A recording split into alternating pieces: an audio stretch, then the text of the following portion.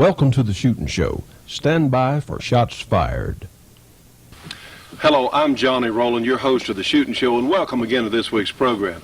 We're going to go back to the SHOT Show. We're going to do some more interviews. We're going to have a number of things that I really think you're going to be interested in. Please, let me remind you now, go ahead and get a pencil and a piece of paper, because you know, one, we're going to have phone numbers and addresses that you're going to want to write down. Well, again, we're so happy to have you, and let's let another Shootin' Show begin.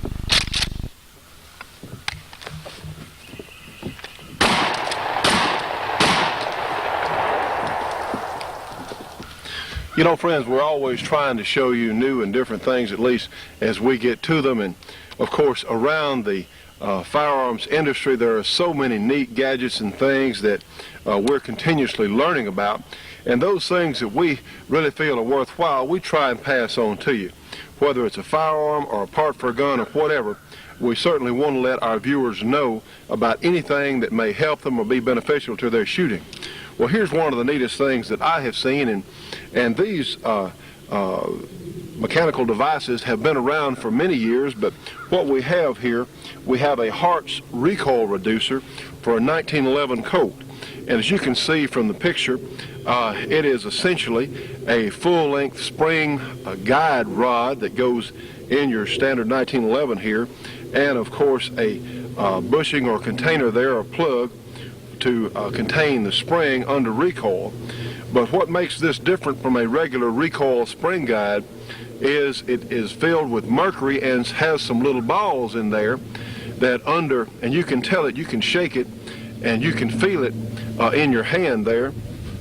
What happens is, under recoil, the mercury presents a resistance to the little balls moving inside, and essentially what it does.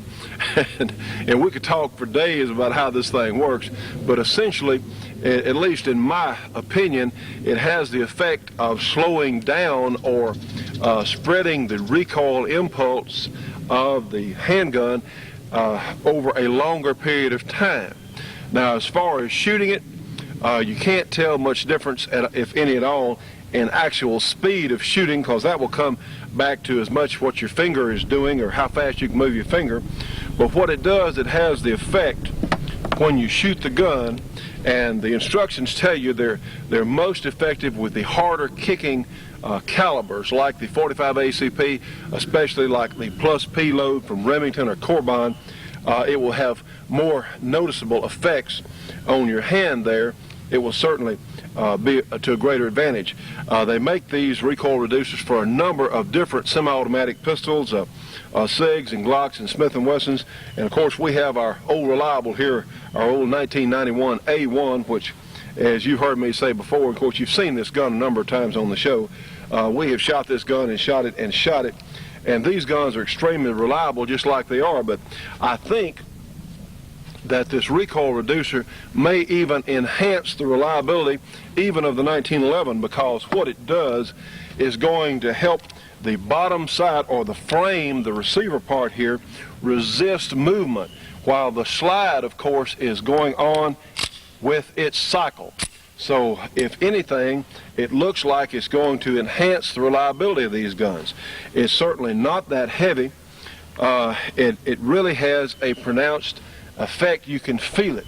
Now we're going to go ahead and shoot this gun and let you look at it, and which many of us have done a lot of times, but I'm not sure you're going to be able to see the difference, but you certainly can feel it. So we're going to attempt to show how this thing works here. So just watch the standard old 1911 here in my hands, a Weaver type grip. Now, puppy dog. All right, now I have, yes, we've got a couple of dogs here on the farm that they're out here with me a lot when I'm shooting, and they think if there's gunfire, they need to be on the spot. So just stay out of the way, okay.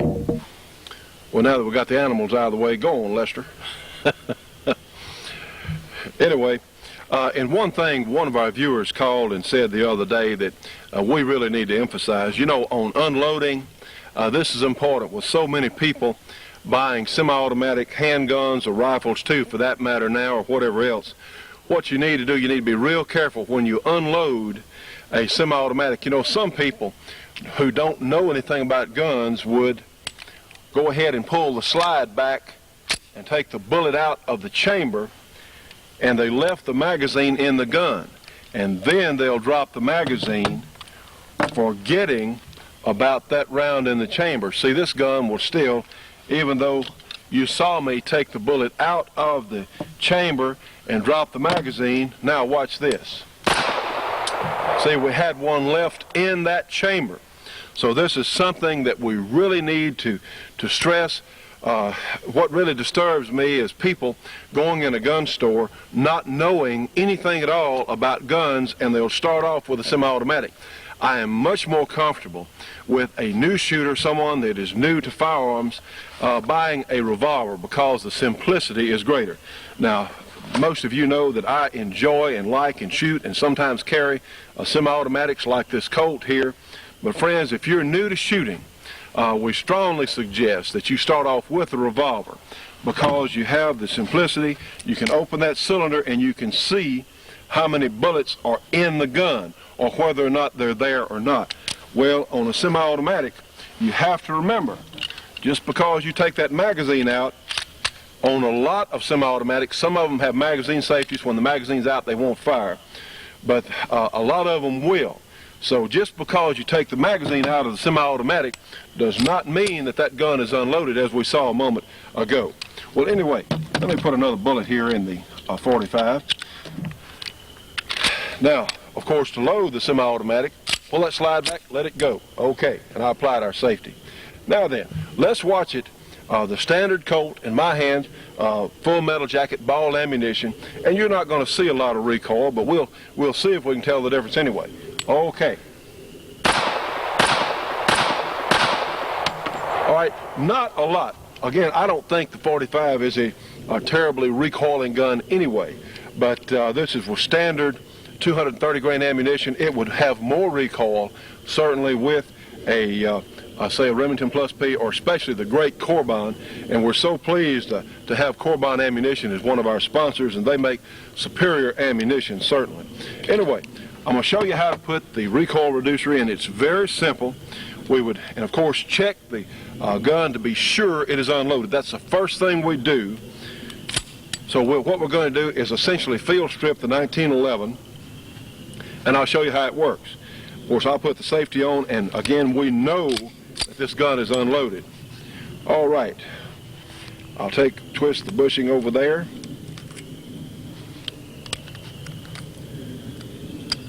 Take out the main pin. Very, very simply done. Of course, here's your standard spring plug or container there, and here's the spring guide here for the standard 1911. So here's what I do. Here's how I found out that it works for me. We'll go ahead and put the Hart's recoil reducer here in the barrel, and I took the spring off because it's easier just to slide the full length of guide there in without it.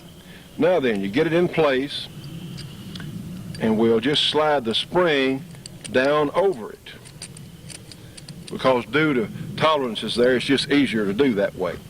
Okay, now then, all right, friends, just go ahead and put our slide back on our 1911, just like we normally would. All right, and we'll put our spring plug here, or spring container, shall we say, on the gun. Be sure it's pressed all the way in. In fact, I'm going to take an empty cartridge case and push that on down. Now then. Okay. Now, of course, the spring is on the outside of the guide there, and I think we're going to see an improvement in accuracy on this gun. The standard 1991 A1 is not known to be a terribly accurate gun. They're certainly combat accurate. And one of the things that makes the Colt so reliable is the tolerances are great enough, even with mud or something in the gun there, they're still going to function, in fact, about as well as anything semi-automatic. So we'll go ahead, let's load a few more shells here. And we'll load 5. Tell you what, it's been raining off and on. Hopefully we can get through out here today before we get drenched. I hope so. All right, we'll put the magazine in the gun.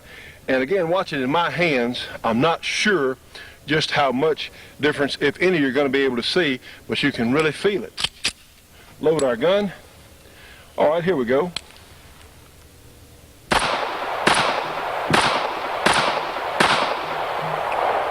Now I could tell the difference. It just doesn't, it sort of takes a snap out of it. And we're going to see here in a moment on the shotgun. This is really handy on the Remington 870, but that's about the best way I could put it. It has the effect of, it seems like it slows down the recoil impulse. Now certainly the gun's going to work every bit as fast as it normally would. In fact, like I said earlier, it may even enhance the reliability because it's going to keep the frame in place while that slide is able to work and go through its cycle. So it's really a neat thing, especially with the harder kicking or higher powered ammunition. It doesn't take away, you don't have any additional length or any essential modification to the gun. These things are very high quality, the recoil reducers. It looks like stainless steel, and of course you wouldn't want to take a hacksaw, but that's what it would take to get inside to let that mercury out. Now mercury is certainly a substance that you wouldn't want on your hands or around the house, but it's contained.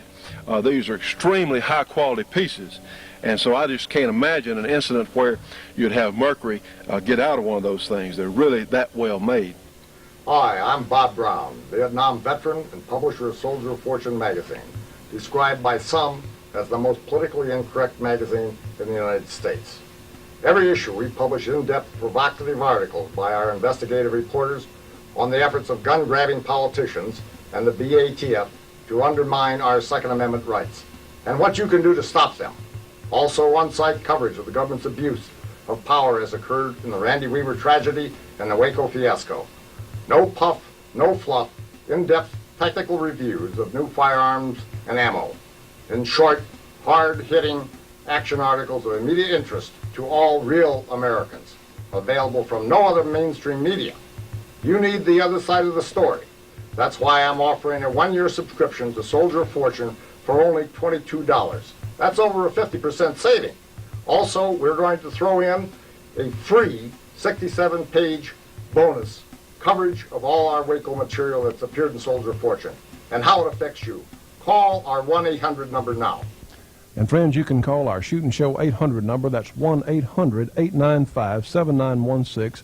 Ask for Department SOF for Soldier of Fortune, and we'll take MasterCard or Visa, check, or money order. So call us at 1-800-895-7916. Department SOF, $22 for a year of Soldier of Fortune plus the Waco supplement. It's a great bargain, friends, for a great magazine.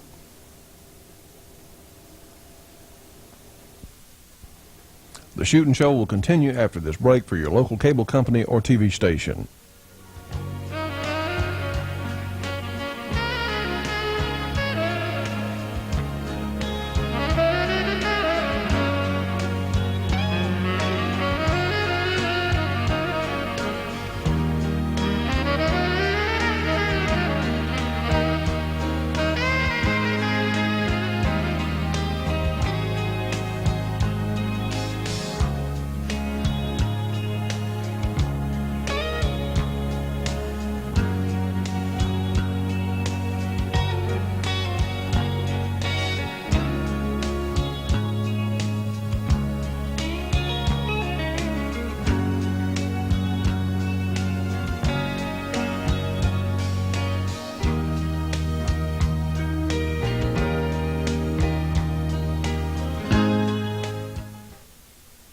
Now friends, we have our Hart's recoil reducer installed here on our 1911, in fact 1991 A1. And as I said earlier, this gun has not been particularly accurate. It'll shoot into 3 or 4 inches at 25 yards on a good day, but then that's as accurate as a lot of them are. So let's see, we've got our target out here at 10 yards. Let's take a look and just see how it turns out. We'll go ahead and load our gun and apply our safety. And remember, and of course this has been very useful, this shooting here in front of the camera has been very useful to a lot of people because you get to actually see proper sight picture. Now we have our bullseye. We'll go ahead and push our safety off. I'm not going to put my finger on that trigger until I'm in fact ready to shoot. So let's go ahead and we'll get our sight picture, put it right under our bullseye there, and all right, let's shoot it again.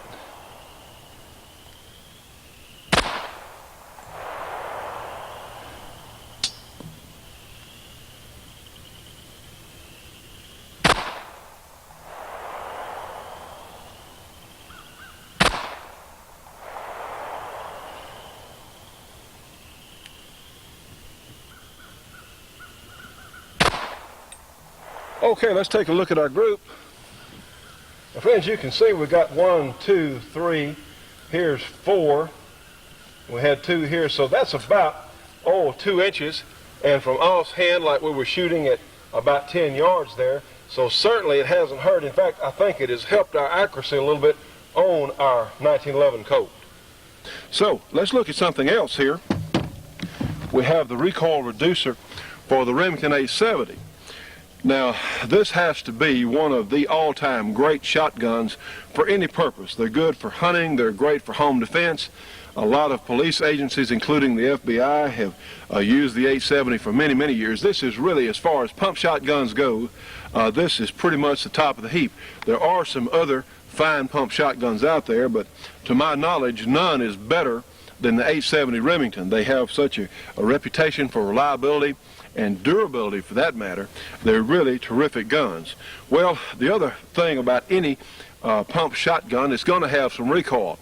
And if you shoot buckshot like we do here sometimes, if you hunt with it, or if you have the higher powered loads for any purpose at all, they do have some recoil. Well, Hart's makes a recoil reducer for the Remington 870.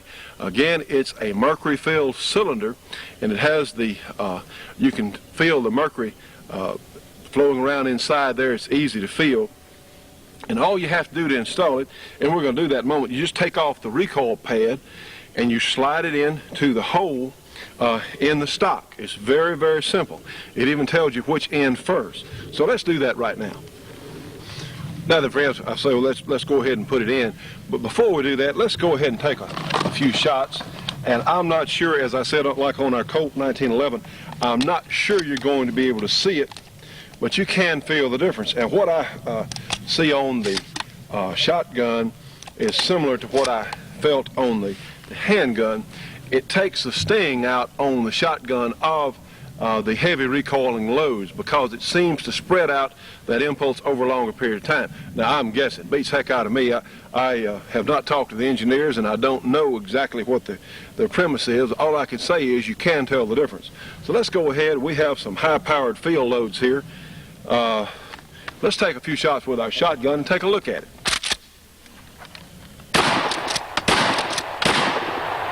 Okay, you probably didn't tell. Well, again, I'm a pretty good size. I come in the economy size, as we say, and you're not going to tell just a whole lot. But that was a pretty severe kicking or recoiling load there. It's a number 6. How about the heavy game load, which is not going to kick nearly as hard as, say, buckshot, but it kicks hard enough that you darn sure just don't want to stay out here and shoot all day with it.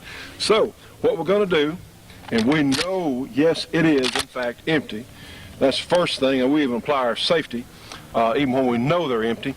Let's take a screwdriver here, and all we're going to do, let's see, going to get inside our stock screw, and this is easier probably than it looks. And we'll just take our recoil pad off here. There we go.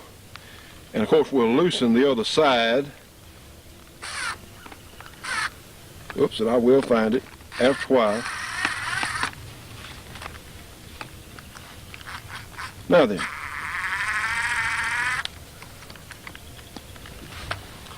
All right, all there is to it. See the hole here in the end of the stock? And you have the piece there that screws the stock in into the end of the action there. So it says this end first, so that's simple enough. We'll just slip it right in. And you got a little bit of play there, not very much. Just slip it in place. All right, we'll turn our recoil pad back up. And this is about as simple an installation as I can imagine. All right, and we'll tighten the other screw here briefly.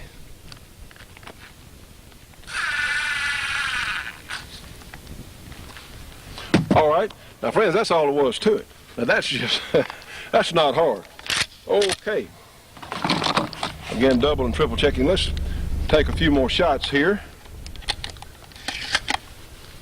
1, 2.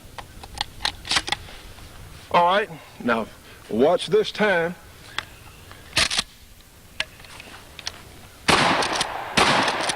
Just doesn't hit you as hard. Recovery time, again, I don't know if it's going to help your times that much, but I'll tell you what it does. It takes a sting out of the gun hitting your shoulder. It just doesn't hit you as hard. Now then, again, we felt like this was a very useful device for the shotgun, and I tell you what, I asked the gentleman with the company the other day when we saw him at the SHOT Show. I said, you know, I really wish you'd make one for the Benelli Super 90 because they have pretty fierce recoil, and I think they're working on that for that particular gun. But for the Remington 870, it really does help. And for the 1911, for people that are having trouble, some people may think the 45 kicks too much. It definitely tames it down. You can tell the difference, and this is a very useful and not that expensive for what you get. These are extremely well-made pieces, and we thought a lot of you out there would like to know about the recoil reducers from Harts. So here, in fact, is how, if you want more information on the Harts recoil reducers and the number of different products they make them for, well, here's how to do it. Now, friends, for more information on the Harts products, you can call them at area 216-884-4968. And this is something that's really worthwhile if you're out shooting, if you like to shoot your 45 with heavy recoiling loads. I'll tell you what, over an afternoon of shooting, you're going to find that you just won't be as tired. So for more information on the fine Harts products, now give them a call, area 216-884-4968. They're very nice people, very fine products from a fine company. Did you ever try to throw an axe, throw a tomahawk, or throw a knife? Well, now you can with AccuBlade's free video on the art of throwing weapons, free with any axe, tomahawk, or knife order. All AccuBlade products are made by hand in the USA. Please allow 4 to 6 weeks delivery. And you need to specify if you want the axe or tomahawk or knife order. Send $34.95 plus $5 shipping and handling, or $84.95 plus $7 shipping and handling for all three. Send check or money order to AccuBlade, Box 206, Lockport, Illinois. The zip code is 60441. Or, in fact, you can call us here at the Shootin' Show, Department AccuBlade, with your MasterCard or Visa order. Call us at 1-800-895-7916. Ask for Department AccuBlade, and we'll take your order and charge it to the MasterCard or Visa. You know, friends, we hope you're enjoying our program this week. Please remember, when you see a commercial on the Shootin' Show, any of our sponsors or advertisers on our program, they're so important to us because they are, in fact, what are helping us bring you this program. And it is so important that we get our message out as gun owners to the rest of the American population. You know, friends, really, to make a difference in our government, to make a difference in the future of our rights as Americans, we only have to have about 12.5 or 15 million people. Well, easily within the next year, hopefully within the next 6 months, we should be reaching that many with the Shootin' Show every week and telling them our story as normal American citizens who happen to like to own and shoot guns. For instance, this Colt Sporter here is definitely an endangered species according to some of the legislation that is pending. And friends, I just tell you what, I don't believe that this gun makes me any more dangerous, or anybody else who's a responsible citizen for that matter, than if I didn't have it at all. In fact, it makes my household a whole lot more secure. You know, friends, we're showing a good number of handguns on our program, for that matter semi-automatic guns also, because these are the guns that are for now under assault by some of these nitwit Congress people and some of these anti-gun people around the country. And it's just outrageous that these people want to disarm us after similar guns such as this 1911 have been around since, in fact, before 1900 in one version or another. And of course the 1911, it was standardized and has been to this day. Just like this Colt Sporter, semi-automatic rifles have been around all these many years, and it's not the gun that commits the crime, it's the individual. It's not bad guns, it's bad people. And here with the Shootin' Show Gun Club, we're doing something about that. We're reaching more and more people all over North America and getting our message out. And you know what? People agree with it. If you give the American people proper information, you give them the facts, you know, they'll make the right decision. And this is what the socialists in Washington, they don't think that you or I are capable of making our own decisions. Well, we disagree with that totally. Because if you give the American people the facts and give them the truth, well, hey, they know what to do. And this is something that I think some of these politicians are so afraid of. On today's program, following the next break, we're going to have Jim Pate, who's a writer for Soldier of Fortune magazine. He also has some very fine credentials. He's written for American Spectator, used to write for Newsweek magazine, a very qualified person. He's down in San Antonio where the trial is going on for the Branch Davidians case that the ATF and FBI went after those folks this past year. And you know, I don't think anyone would dispute that Koresh was probably a nut, but we don't know if he really bothered anybody. A lot of this evidence is going to come out if they actually had a reason to go down there in the first place. I don't know. We're going to find out. The problem is on how the government approached it, on how the government acted, and we're going to see some of this unfold in coming weeks. So today, Jim's done a great job for us in covering that trial. He has some really neat things to say. Well, friends, you can join the Shootin' Show Gun Club today by calling our 800 number, 1-800-895-7916, and we'll get you a membership card. It's only $25 annual membership fee, and we'll give you all the information that you need on what the club is going to do, what we offer, and certainly your discounts through the Bullet Express. So, friends, hang in there with us. We've got a long way to go. We've got a lot of people that need to be reached, and we'll come back in just a moment with Jim Pate. The Shootin' Show will be right back after this break for your local cable company or TV station.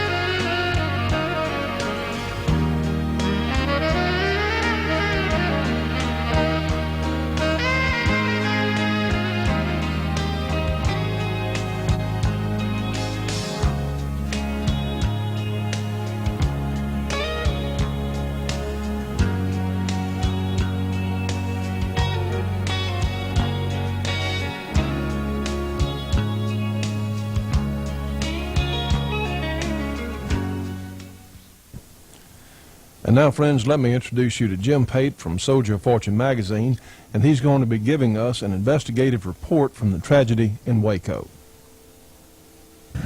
Thanks, Johnny. Hi, folks. My name is Jim Pate. I've covered the Waco tragedy from day one for Soldier of Fortune magazine. In the next few months, I'll be reporting to you here each week on Shootin' Show about the U.S. District Court trial of 11 people charged with conspiring to murder 4 federal agents here outside Waco, Texas. The court case is slowly unfolding in a federal courthouse in San Antonio, but I wanted to open this series of reports here on the windswept prairie about 12 miles east of Waco, where the tragedy began on February 28, 1993. It was a rainy, cold, muddy Sunday morning, much like this one. Nearly 100 agents of the Bureau of Alcohol, Tobacco, and Firearms jammed in the back of 2 cattle trailers pulled by 2 pickup trucks,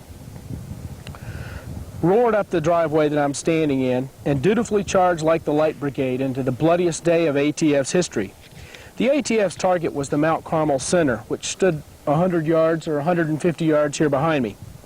It was a sprawling religious retreat that was home to more than 125 people, half of them women and children. More recently known as Ranch Apocalypse, Mount Carmel was founded several decades ago by the Branch Davidian sect, a little-known offshoot of the Seventh-day Adventist Church.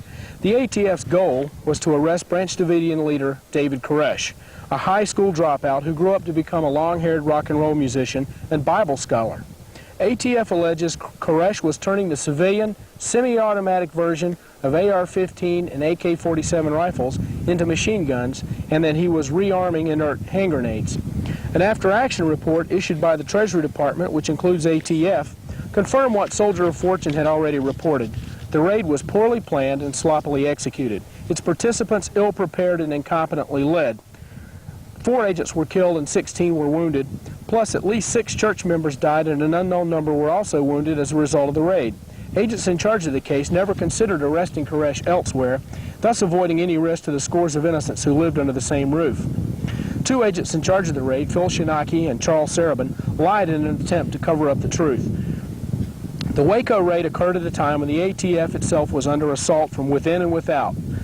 2 still pending class action lawsuits, one filed by black ATF agents and the other filed by women in its ranks, alleged systematic racial and sexual discrimination and harassment, plus charged leaders with acts of retribution against those who have complained. Critics now say the ATF's Waco raid was a large-scale publicity stunt, that the real mission, that Star-Crossed Sunday, was to pull off a dazzling operation in front of the invited TV cameras that would offset all the negative publicity and provide ATF Director Steve Higgins some strong ammunition for his scheduled appearance at congressional budget hearings a few weeks later. Higgins was among 6 high-ranking ATF leaders, including Shinaki and Sarabin, who were either suspended or lost their jobs because of the disaster here at Mount Carmel. ATF discipline and organization collapsed in the hours after the botched raid, and responsibility for the fiasco was quickly dumped into the lap of the FBI, whom everyone expected to be more professional than the notoriously inept ATF. Instead of peaceful resolution, though, the standoff ended 51 days after it began. The FBI's muscle-bound hostage rescue team ignored sound advice from its renowned behavioral scientist and chose brute force. In the end, a fire started after FBI agents filled the building with riot control chemical called CS, and then when that failed to flush anyone out, they used army tanks to try and knock the building down. Almost 90 people, more than half of them women and small children, died in the resulting inferno, the biggest disaster in U.S. law enforcement history. Now I'm going to walk around and just show you a few things here. There's not much left. Control of the land is under dispute, and I'll just give you a few brief glimpses of what's here at Mount Carmel. You can see now they've got a guard on the site living in that school bus. People have left flowers. They've erected a cross, and it's become a rather macabre and somewhat shabby tourist attraction. People just come out and walk around and look.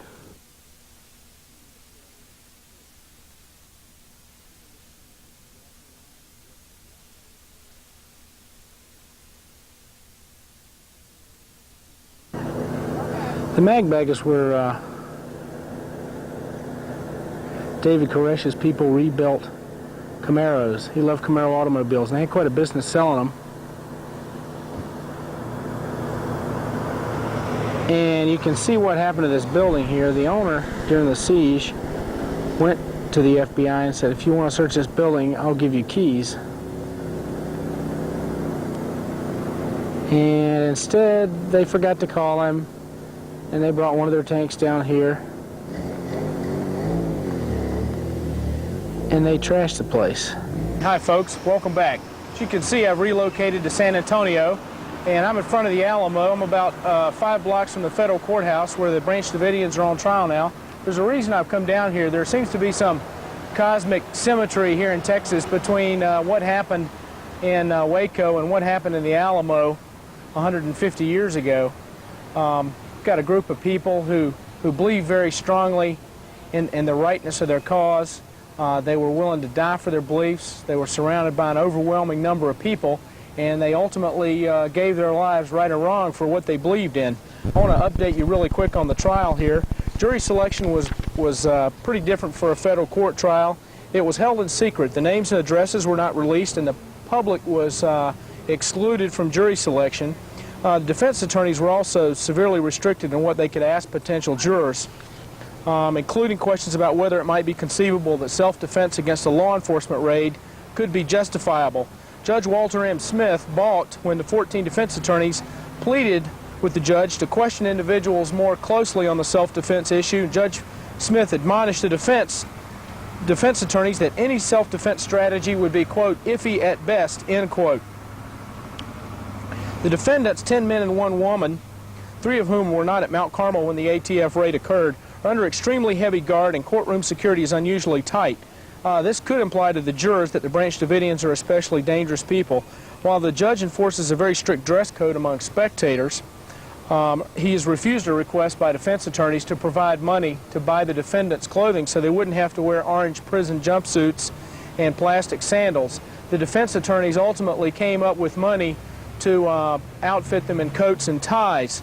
There's been quite a bit of, you might say, press intimidation.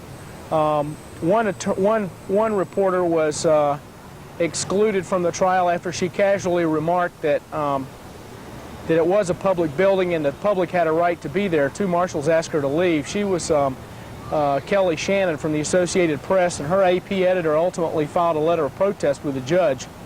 A Houston Post reporter one day was excluded without explanation. I want to tell you just quickly about the evidence. We've had one full week of testimony, including the introduction of 48 machine guns, supposedly retrieved from the ashes of Mount Carmel, and more than 300 other legal weapons. The first witness was Captain David Burns, and he noted on cross-examination that the FBI's actions during the siege were, quote, obviously altering outside evidence. Captain Burns said he disagreed with that tactic by the FBI, and the biggest thing that disturbed him was moving vehicles. Burns and another Texas Ranger, Sergeant Fred Cummings, acknowledged that the FBI and the ATF had access to the scene for a few hours between the fire and when the evidence was secured by the Texas Rangers. One of the things that the defense has been excluded from using is any reference to two reports by the Treasury Department and the Justice Department critiquing the raid. As you probably know, the raid got very bad reviews from government investigators, and the judge has also forbidden the defense attorneys from mentioning the Randy Weaver trial. For any of those of you familiar with the Randy Weaver case up in Idaho, there are a great number of similarities. Mr. Weaver was a man who, because of his unorthodox religious beliefs, had moved up and decided to withdraw from society, and he was ultimately surrounded by hundreds of federal agents after some trumped-up gun charges by the ATF. His wife was shot through the head, his son was shot in the back, and Mr. Weaver and a friend of his who were involved in a shootout with U.S. Marshals were ultimately acquitted. However, the defense attorneys here are not going to be able to mention that case. One of the most interesting witnesses was an ATF agent named Rowlands Ballesteros. His story changed from the time he talked to investigators in the hospital. He was wounded in the thumb, and his first statement to the Texas Rangers indicated that he didn't mention yelling police or search warrant or anything like that. As a matter of fact, what he told them was the first shots he heard came from behind him, and he thought that it was an ATF agent shooting a dog. The dog team was neutralizing a dog. One dog ultimately was found shot to death in a pen. Mr. Ballesteros later changed his story, adding certain details such as that he yelled search warrant, that he yelled for David Koresh to lay down, and he also said that the first shots he heard came from inside the Mount Carmel Center, which was a contrast with his first two statements. His earlier statements did not include his assertion that the agents were ambushed, and he didn't mention yelling anything at the front door. Questioned by defense attorneys about the discrepancies, he said his first two statements he was under medication. He said, "I'm not making excuses, I just couldn't remember everything." He couldn't remember what medication he was under either.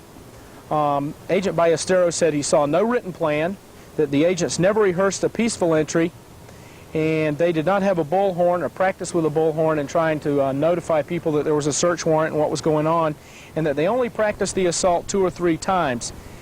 Agent Ballesteros testified that the contingency plan in place was that if they received gunfire, they were to leave, which contrasted with what happened.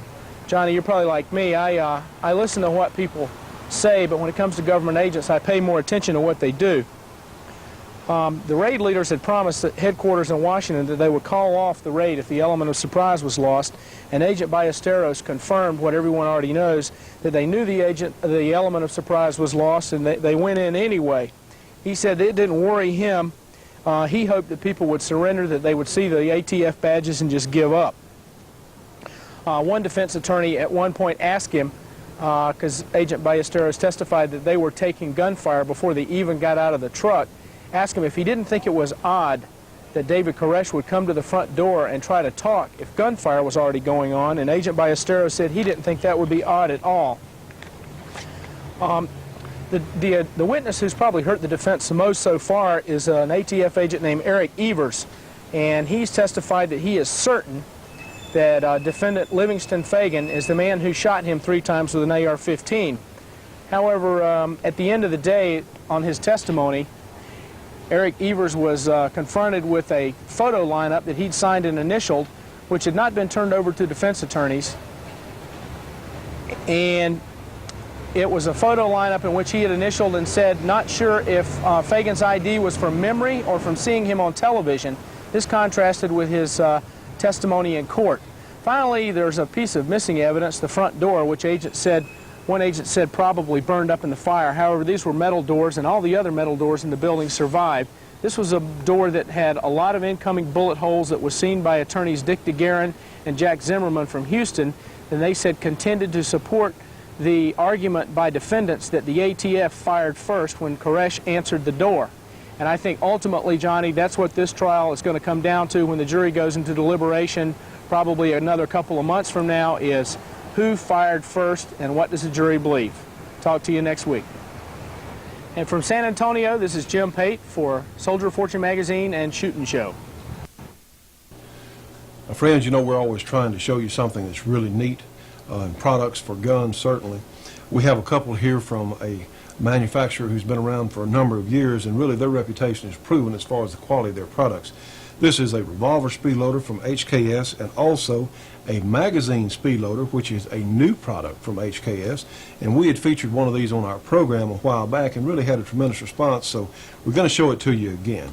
Now, a lot of you may be familiar already with how the revolver speed loaders work.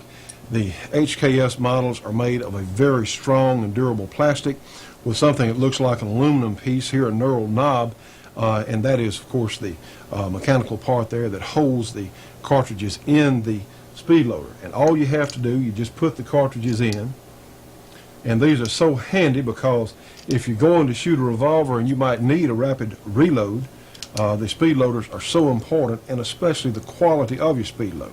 You just drop the cartridges in and then turn the knob, and see, they can't fall out. They're very, very solid and stable.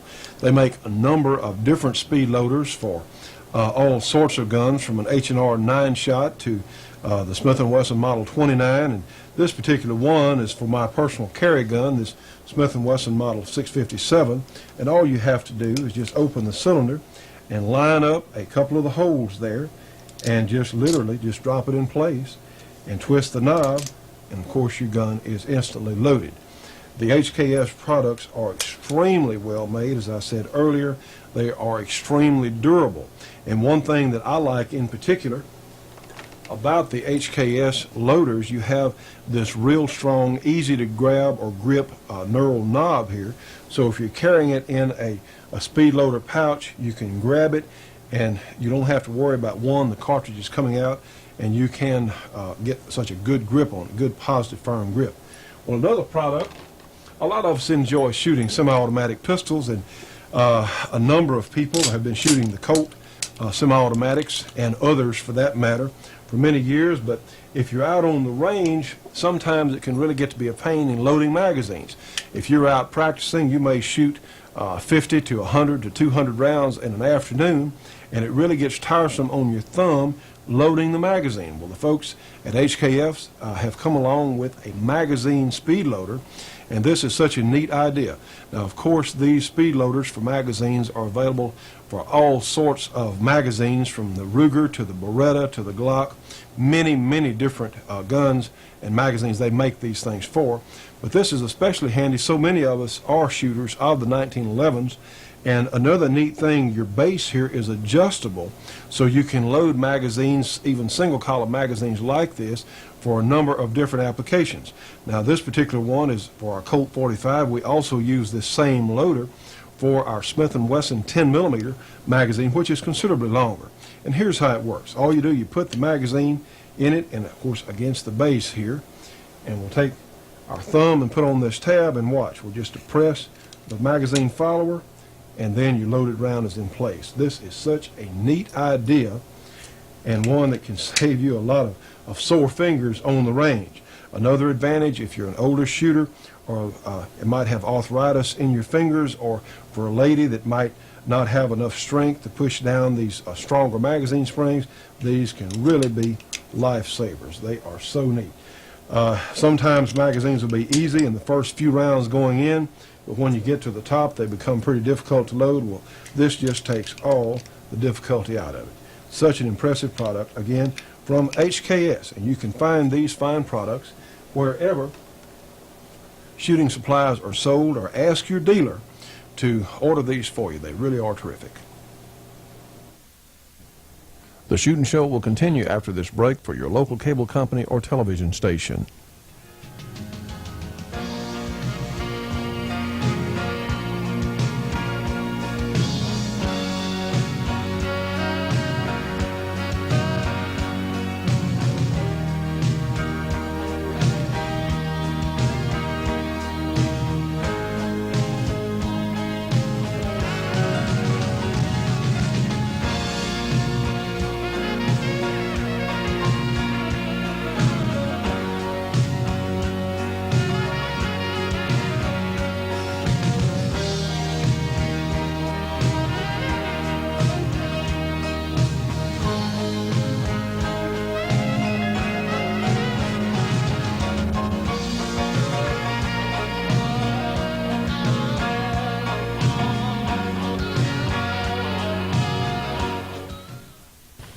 You know, friends, we can't stress enough the need when we're out shooting, always wear eye protection and hearing protection.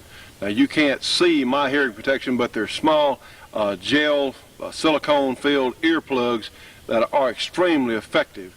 And we do offer several types of eye protection and hearing protection through our Bullet Express catalog. Let me remind you of that. Okay, we have our Thunder 5, and a lot of you have seen this program. We have had probably more interest on this particular gun than any other single firearm that we have featured on the Shootin' Show, because it is such a unique concept. You know, it is a 5-shot revolver that shoots the .45 Colt or the .410 shot shell. Well, I think that this particular thing, what I'm about to show you, is one reason why we've had as much interest on this gun as we have. So let's demonstrate our Thunder 5 in .410 shot shell, .410/45 Colt. So we took 4 shots, and you can see it's most effective, most impressive. And I think that's why this gun has had as much people who are not comfortable with handguns, who don't think they will be able to hit a target with a handgun, feel that the .410 shot shell would give them some advantage. And tell you what, up close and personal, that is no joke. Believe me, the ultimate snake gun, as I've said before on other programs. And of course, it's easy to hit with, which I believe we have one left. It's very easy to hit with from, you don't have to have maybe as close an aim up close and personal as we would with some other types of firearms. But as we've said before, these are very well-made guns, and they do have a unique purpose. They do have a some unique characteristics. Well, now they're offering some inserts that go in the chamber here, where it will also fire several other types of ammunition. And today, as you can see from the picture, it will shoot the .410 shot shell, the .45 Colt or long Colt. Also, we have a .357 Magnum insert and a 9mm insert. So what this says is if you have some other handgun calibers, you'll also be able to shoot the Thunder 5 if you use the insert. All right, friends, of course you're familiar here with our Thunder 5, this big revolver. We'll push the cylinder out to the left there, and this is the insert. And of course it is a rifle tube, very much like you would have on a semi-automatic pistol. And actually velocities, and what it does, essentially it turns the cylinder here into your entire gun because the diameter is smaller and it won't touch the rifling in the barrel here, but it doesn't matter because your insert has rifling in it. And I think we're going to see some surprising accuracy from these inserts. What you can do, of course, is buy 5 of them, and then you'll have a 5-shot, and this is a .357 Magnum we're showing today, revolver. Now then, all you have to do is just insert the cartridge into the insert there and close the action. So now then, friends, let's go ahead and we'll get our sight picture here on our volunteer water bottle out here, and let's take our Thunder 5 with the .357 Magnum, and yes, indeed. Now then, friends, to take the insert out, certainly to unload the gun, we would just push on the ejector rod there and take the insert out, and of course, if the cases won't fall out, they'll probably fall out. There we go. Or you can take something and punch out the fired case. As we can see, this is a neat concept. It makes the gun a lot more versatile, and is certainly another option that Thunder 5 users will have. Now, friends, for information on the Thunder 5, you can call them at 1-800-654-0797. Please write that down. We've had so many calls of people that didn't get it off the show, so we're going to tell you again, 1-800-654-0797, and call our good friend Chuck Reedy down there, and he'll give you instructions or on buying the gun or from your local dealer, or how to get different accessories for it. Ladies and gentlemen, here we are in the Wesson Firearms booth with none other than Carol Wesson, and she is going to tell us some things about some of the new things they're doing, and we've got a little surprise we want to talk about. They may be doing a shooting show special gun that we'll be talking about a little bit later. We're very excited about that. But Carol, tell me, how has your year been as a gun manufacturer? We've had a very good year. In 1993, we had a 41% increase in sales. Well, I would like to think that the shooting show had a little something to do with that. I would like to think that. The shooting show has always been very supportive of us, and we've had good response. We've had people call about it, and the shooting show has always been very helpful. Well, let me throw in. Particular. Well, thank you. Let me throw in a little commercial here, and this is for real, friends. If you're looking for a revolver, please look at a Wesson revolver. The quality is superior, and we've gone through not only guns we got from them this year, but we went to some distributors and bought some that nobody knew about, and we tried them, and they have functioned so well.